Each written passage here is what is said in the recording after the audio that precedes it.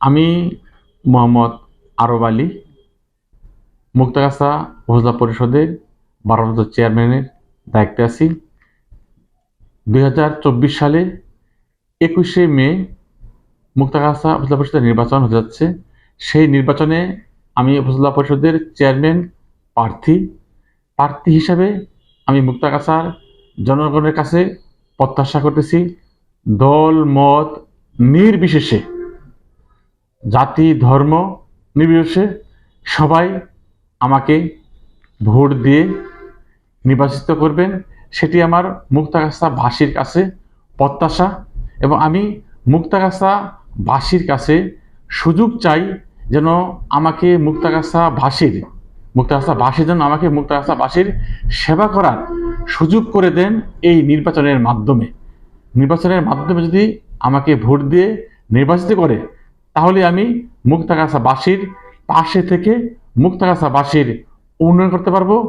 এবং মাননীয় প্রধানমন্ত্রী জনাব শেখ হাসিনা যে স্মার্ট বাংলাদেশ গড়ার প্রত্যয় ব্যক্ত করেছেন, সেই প্রত্যয় বাস্তবে রূপ দেওয়ার জন্য আমি মাঠে ঘাটে সব জায়গায় কাজ করতে পারবো। এটি আমার মুক্তাগাছা উপজেলাবাসীর কাছে প্রত্যাশা। হ্যাঁ, আমি 2019 সালের উপজেলা নির্বাচনে ভাইস চেয়ারম্যান প্রার্থী ছিলাম। আমার মার্কা ছিল উড়োজাহাজ। মুক্তাগাছা উপজেলার মানুষ আমাকে বিপুল ভোটের ব্যবধানে বিজয়ী করেছিল। সেজন্য আমি মুক্তাগাছাবাসীর কাছে চিরকৃতজ্ঞ এবং চির ঋণী। আমি এখন উপজেলা পরিষদের ভারপ্রাপ্ত চেয়ারম্যান দায়িত্বে আছি, এবং আমাদের মুক্তাগাছা উপজেলা পরিষদের নির্বাচন আগামী 21শে মে অনুষ্ঠিত হবে। সেই নির্বাচনে আমি উপজেলা চেয়ারম্যান প্রার্থী হিসাবে মাঠে মানুষের কাছে দোয়া চাচ্ছি, ভোট চাচ্ছি। মানুষ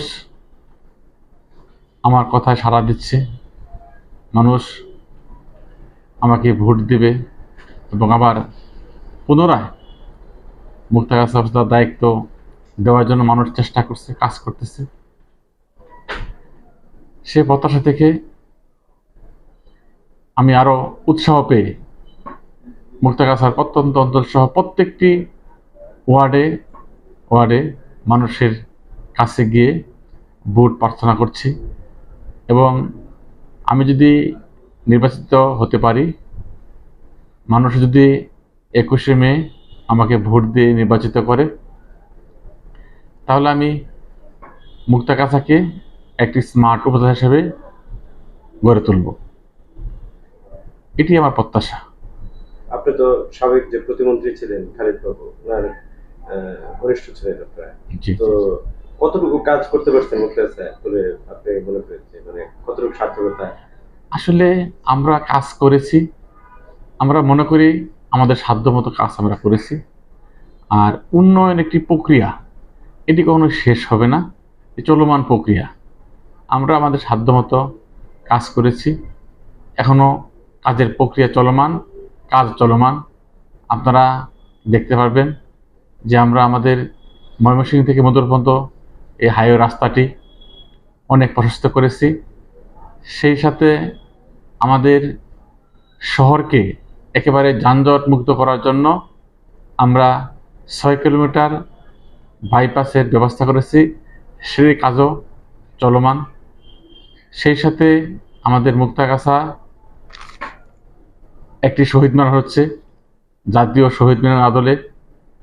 আমাদের মুক্তাগাছায় মডেল মসজিদের কাজ প্রায় সম্পন্ন। আমাদের মুক্তাগাছায় আরেকটি সাংস্কৃতিক কেন্দ্র হচ্ছে, সেটার কাজ অনেক দূর এগিয়ে গেছে। এবং ইতিমধ্যে দেখবেন আমাদের একটি পাওয়ার স্টেশনও হয়ে গেছে, কাজ প্রায় সম্পন্ন। ওটার পাশেই আবার 6000 মেট্রিক টনের একটি ব্রিটিশ সারের গুদাম হচ্ছে। এবং আমাদের মুক্তাগাছায় টেকনিক্যাল স্কুল অ্যান্ড কলেজ হবে, সেই জায়গাও নির্ধারণ হয়ে গেছে।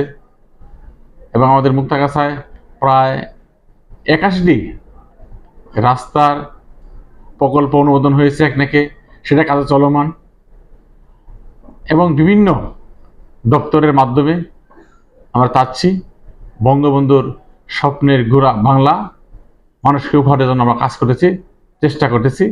আমাদের পক্ষ থেকে আমরা চেষ্টা করতেছি, কিন্তু মানুষ কতটুকু পেয়েছে সেটা মানুষই বলতে পারবে। তবে আমার পক্ষ থেকে আমরা চেষ্টা করছি মানুষের পাশে থেকে উন্নয়ন করার জন্য। আচ্ছা, এখানে আপনি গত ইয়েতে আপনার ভাইস চেয়ারম্যান এতে ছিলেন, এখন সরাসরি এবার চেয়ারম্যানে আপনি প্রার্থী। যে আমি এখন চেয়ারম্যানের প্রার্থী। হ্যাঁ, চেয়ারম্যানের প্রার্থী।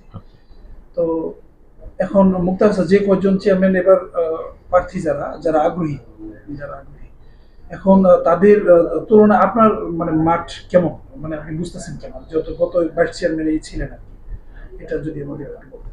আসলে আমি কোনো প্রার্থী সম্বন্ধে কিছু বলতে চাই না, কারণ সবাই প্রার্থী হয়েছে, যার যে যোগ্যতা নিয়ে সে প্রার্থী হয়েছে, সেই বিষয়ে আমার কোনো কথা নেই। কারণ প্রার্থী হওয়ার অধিকার সবারই আছে, যার ভোট দেওয়ার অধিকার আছে তার প্রার্থী হওয়ার অধিকার আছে।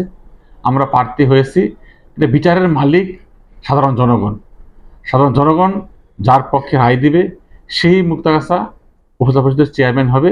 তবে আমি মানুষের ধারে ধারে মানুষের কাছে গিয়ে যে আশ্বাস পেয়েছি, তাতে আমি আশ্বস্ত হয়েছি, বিশ্বস্ত হয়েছি যে মানুষ যেভাবে কথা দিয়েছে, যেভাবে বলেছে, সেভাবে যদি তাদের রায় আমার পক্ষে দেয়, তো আমি মুক্তাগাছা উপজেলা পরিষদের চেয়ারম্যান নির্বাচিত হতে পারবো ইনশাআল্লাহ। আপনি কি কাউকে মানে প্রতিদ্বন্দ্বী মনে করতেছেন, এরকম কি আপনার মানে আপনার কাছাকাছি প্রতিদ্বন্দ্বী মানে এরকম?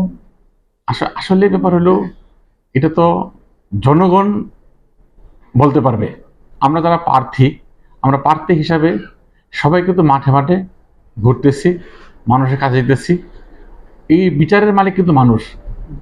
আমরা যারা প্রার্থী হয়েছি তারা কিন্তু কেউ বলতে পারবে না যে অমুক আমার প্রতিদিন থাকবে, ঠিক আছে?